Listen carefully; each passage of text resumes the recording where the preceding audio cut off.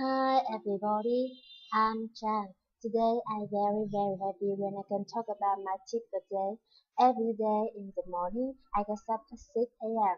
I brush my teeth, clean my face, then I do exercise, have breakfast, take a shower, get dressed, put on my makeup and go to work.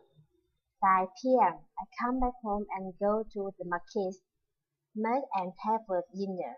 I go to my English class. Speaking English is fun. I love speaking English. Then I take a shower, watch TV, take out the garden, do the laundry. Sometimes I go out and eat out with my friend. At 11 p.m. I work about 20 minutes and I go to bed at 12 p.m. Goodbye and good night. See you again next lesson. Thank you for watching my video. Thank you.